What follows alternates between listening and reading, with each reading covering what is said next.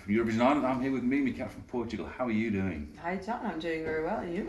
We're good, we're good. We're just so the viewers know, we're in this beautiful little boutique hotel just off like the main drag in Liverpool. Tell us about your time in Liverpool so far. We've been sightseeing a bit. We went to the docks, and today we did the Beatles tour.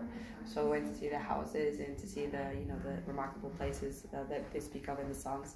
And it was actually pretty cool. So we had some time with the Irish delegation too, and the Norwegian one. We went together, and it was really cool. And we tried some restaurants here as well, and we ate very, very well. We don't mind if you want to name the restaurant you've eaten at. Well, what's the name of the one from today's lunch? Mowgli. Mowgli. Mowgli was amazing. And we went to a Caribbean one nearby the hotel, which also is very good. I don't know the name of the Caribbean one, I'm sorry, just know it's Caribbean. If you're from Liverpool, you know where they are. Yeah, right. Probably. Is this your first time in the UK then? No, my first time in Liverpool though. Marvellous city, isn't it?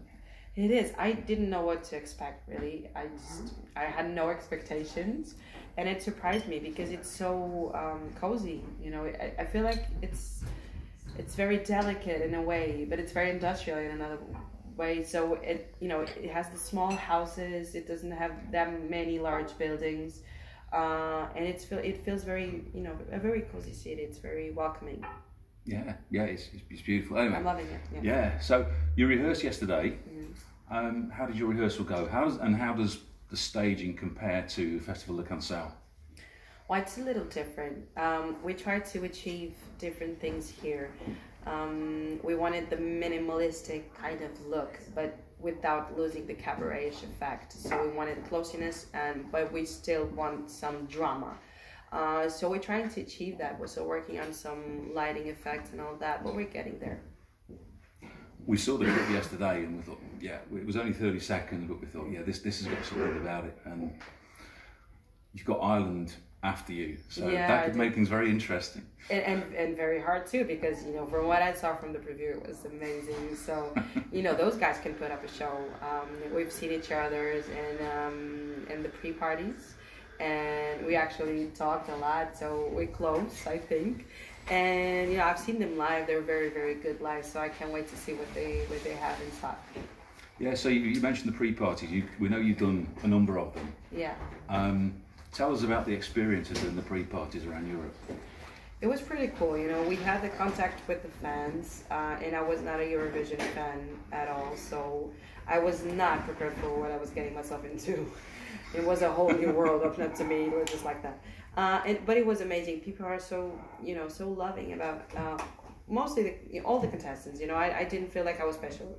I felt like I was very well treated, but I do know that all the contestants felt the same. So it's a very inviting atmosphere, and the fans really enjoy the songs and they vibrate with the energy. It's like this crazy vibe.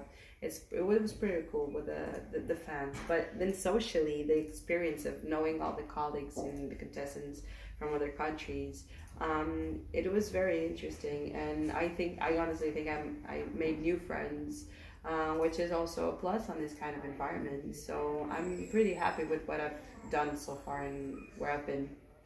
Yeah. Do you want to tell us who you've palled up with the most? Yeah. At all? Well, I think that the one I connect to the most is Luke Black from Serbia. But I'm also friends with Monica, the girls from Austria, the boys from Slovenia, Latvia. So I'm friends with almost most of them, I think, at this point. I like all of them, really. That's going to be a fun party in the green room, isn't it? Yeah, it is. It's also it's always a party. So Portuguese people like to party, so we're good to go. Yeah, we know. Now moving on to the song. Love the cabaret effect to it. Thank you. What was your inspiration? Well, my main inspiration was the big voices of Festival de Canção from the 60s and the 70s. When I started the song, when I wrote it, and then when I sang it the first time, so I knew I had something that was very oldies style. So I didn't want to lose that, and that was my main inspiration, my main focus. I want to make this modern, but I want to make this mine, and I want to make this like a tribute to our big voices of Festival de Canção. So I tried to, to fit that all in, in the production. So generally, who are your inspirations? Because we know you co-written the song. Who are your inspirations generally then? Well, I have so many, but I think that my main inspiration as a singer would have to be Ella Fitzgerald. It's my favorite singer of all time. You know, just everything that she could do with her voice. It's just overwhelming, and it's amazing how someone can actually control your voice like that. But that would be my main reference as a singer. But I hear so many different things, you know. I hear, one day I hear one thing and the other I hear another thing. So I would have to say that as a performer, I love Beyonce, as any performer, any female performers probably. But I do, for instance, one of the artists I listen to the most is Jamie Cullum. I select, I don't like all the songs, but the ones I like, I hear like non-stop. And I've been listening to it a lot. Excellent. Nice variety. Yeah, that's what we need. I mean, I didn't tell you many names, but yeah, those are the ones that pop to mind now. Yeah. So what advice would you have for any budding singer-songwriters out there? Well, it's just to be true to themselves. I think that's the most important thing for us as artists, is to not lose our identity in a way. It's so easy to get to get trapped in the industry. It's because this is working, so you're supposed to do what's working. And sometimes it's not just that. It's so much more complex than that. So just be true to yourself, and if you believe in yourself, if you keep pushing, probably things will happen. Wise words. Right, we're not going to wrap up now, but a question that we like to ask: if someone gave you €1,000, how would you spend it? Traveling. Yeah, I would pick up the money and go somewhere. That's a good answer. That's a good answer. Yeah. Right, so Eurovision Ireland. Do you have a message for the viewers and readers of Eurovision Ireland at all? The camera's yours there. Well, yeah, I'm not sure I have fans from Eurovision in Ireland.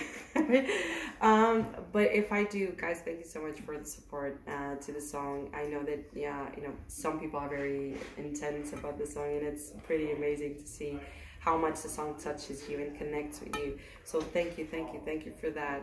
And if you like our performance at the Eurovision contest, please vote, because you do have a lot of a good representation. And this one is amazing. I think that Wild Youth is doing a great job. So once you cannot vote for yourselves, just vote for Portugal if you like the performance. That's it. You heard it. Thank you. Yeah. Vote for Portugal, and you're performing in the first semi-final on Tuesday the 9th of May at position number 5. Right, so I'm going to wrap up now. Thank you for taking the time to speak to us. We wish you the very best of luck with your rehearsals and and when we see you in the grand final next Saturday, of course. Yeah, thank you so much. I hope I get there. Yes, with Staggy, I'll meet Staggy again. Of course. Okay. So thank you very much. Bye. Bye.